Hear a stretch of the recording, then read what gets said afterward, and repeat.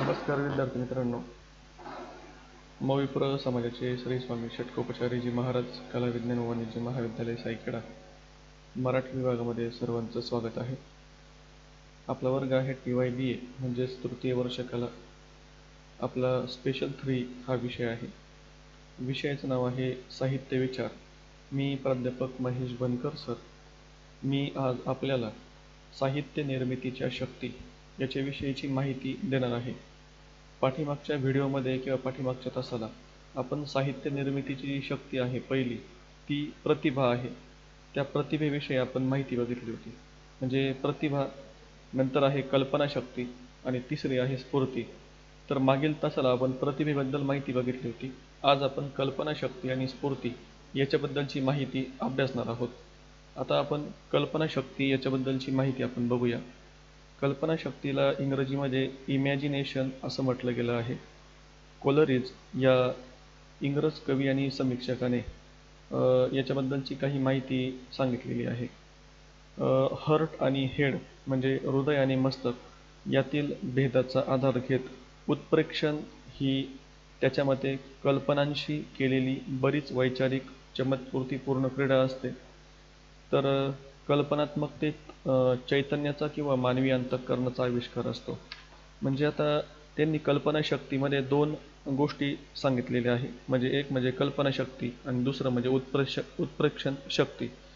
कल्पनाशक्तीला इमॅजिनेशन म्हणतात आणि उत्प्रेक्षण शक्तीला फॅन्सी असं म्हटलं गेलेलं आहे. तर त्यालाच आता उत्प्रेक्षण म्हणजे कल्पनांचा स्वैर विहार असं म्हटलं जातं. कल्पनाशक्ती एक संपूर्ण नवनिर्मिती साधणारी शक्ती आहे.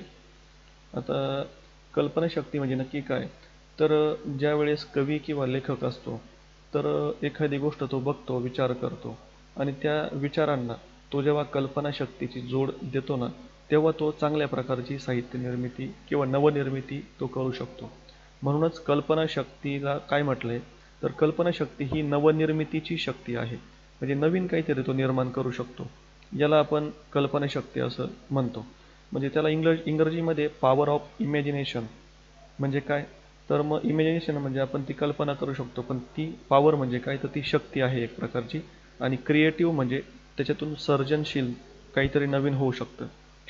आता याच्यामध्ये काही महत्त्वाचे जे संदर्भ आहेत ते तुमच्या लक्षात आले असतील की एकंदर जी कल्पनाशक्ती आहे तर त्या कल्पनाशक्तीच्या जोरावरती लेखक किंवा कवी आपली एक नवनिर्मिती साधू शकतो किंवा नवनिर्मिती तो चांगल्या प्रकारे करू शकतो.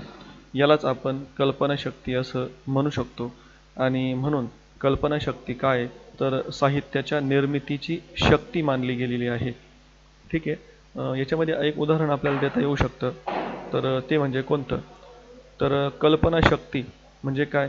तर ज्या वेळेस लेखक किंवा कवी अनेक प्रकारचे अनुभव घेतो, प्रत्यक्ष कुठल्या तरी गोष्टीची पाहणी करतो आणि ते सगळे अनुभव आणि पाहणी केल्यानंतर किंवा त्याचे निरीक्षणं तो नोंदवतो आणि ह्या वास्तवाला, त्याच्या निरीक्षणाला, ठीक आहे, किंवा त्यांनी जे पाहिलेले संदर्भ असतील त्या गोष्टीला तो जेव्हा कल्पनाशक्तीची जोड देतो, कल्पनांचा त्याच्या आधार घेतो, तर साहित्य निर्मिती ही कल्पनाशक्तीशिवाय होत नाही असं मला या ठिकाणी नमूद करायचं आहे. म्हणून जरी अनुभव घेतले, निरीक्षणं केलं आणि असं वाटलं लिहायचं, पण ते अगदी जसंच तसं लिहिता येत नाही. तर त्या अनुभवांना, निरीक्षणाला काय करावं लागतं? कल्पनाशक्तीची जोड देऊन आणि त्या अनुषंगाने मग त्याची साहित्य निर्मिती होत असते. ठीक आहे विद्यार्थी मित्रांनो, यालाच कल्पनाशक्ती असं म्हटलंय आणि ही साहित्याच्या निर्मितीची शक्ती असं मानलं जातं. आता तिसरी आहे स्फूर्ती. स्फूर्ती म्हणजे काय? तर स्फूर्ती ही एक अतिशय उत्कट अशी मानसिक अवस्था आहे. उत्कट मानसिक अवस्था म्हणजे स्फूर्ती असं आपण त्याला म्हणू शकतो.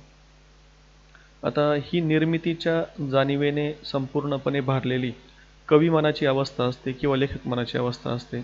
कलेच्या किंवा काव्याच्या निर्मितीच्या दृष्टीने ही अत्यंत आवश्यक आहे. कवीच्या मनामध्ये अनुभवांची झालेली पुनर्रचना, त्यांना प्राप्त होत असलेला नवा संदर्भ आणि यातून जे काही आतून बाहेर पडतं लेखनाच्या अनुषंगाने, त्याला आपण स्फूर्ती असं म्हणू शकतो. म्हणजे याला असं म्हटलंय की उत्कट भावनांचा सहज उत्स्फूर्त उद्रेक अशी इंग्रज कवी वर्ड्सवर्थ या कवीने एक व्याख्या केली आहे. वर्ड्सवर्थ काय म्हणताय परत सांगतो.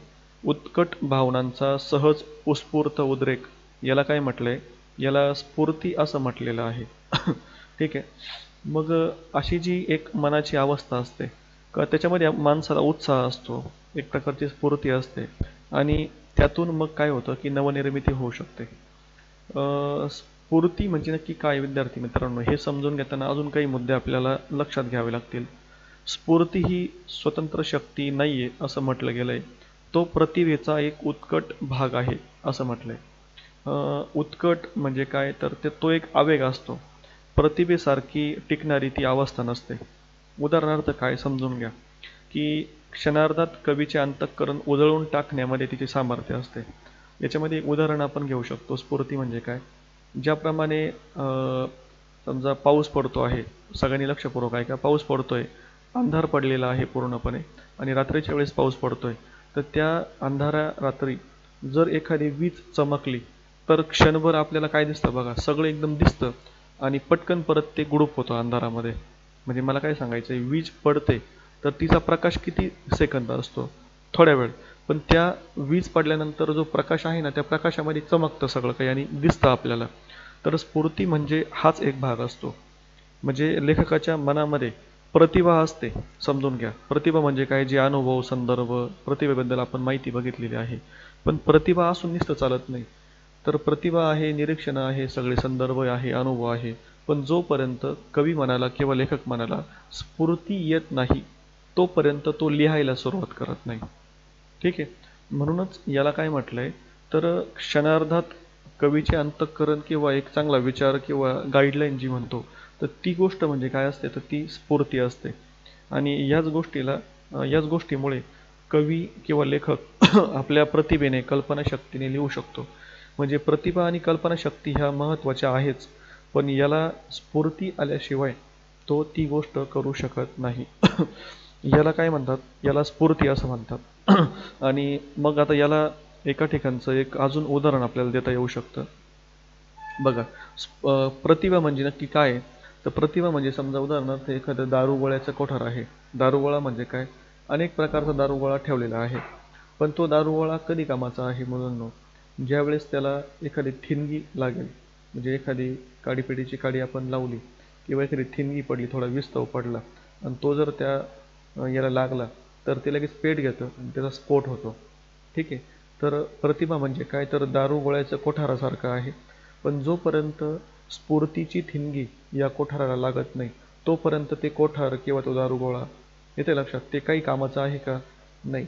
मग याचाच अर्थ अनेक प्रकारचे विचार, संदर्भ, भावना, निरीक्षणं हे लेखक किंवा कवीच्या मनामध्ये असतात. आणि हे असल्यानंतर जेव्हा एक आवेग त्याला येतो, एक वीज चमकला झाला तर त्याला काहीतरी एक क्लिक होणं म्हणतो आपण, काहीतरी सुचणं म्हणतो. किंवा जी स्फूर्तीची ठिणगी जोपर्यंत लागत नाही तोपर्यंत लिखाणाला सुरुवात होत नाही. आणि म्हणून प्रतिभाशक्ती, कल्पनाशक्ती याला जोडी जर स्फूर्ती असेल तरच लेखक चांगल्या प्रकारची साहित्य निर्मिती करू शकतो. यालाच स्फूर्ती असं म्हटलं गेलेलं आहे. ठीक आहे. तर आजच्या तासाला तुम्हाला साहित्य निर्मितीची ज्या शक्ती आहे, तर ठीक आहे, इथं स्क्रीनवरती तुम्हाला प्रतिभा नाव दिसत नाहीये. हे मागच्या तासाला आपण प्रतिभेबद्दल बोललोय की अ, ब आणि क म्हणजे 1, 2, 3 अशा 3 शक्ती आहेत. त्या तुम्ही लिहून घ्या तुमच्या वहीमध्ये. तर स्फूर्ती याच्यामध्ये महत्त्वाची, कल्पनाशक्ती महत्त्वाची आणि प्रतिभा देखील महत्त्वाची आहे. ठीक आहे. या ठिकाणी आपण थांबून घेऊया. सगळ्यांना धन्यवाद.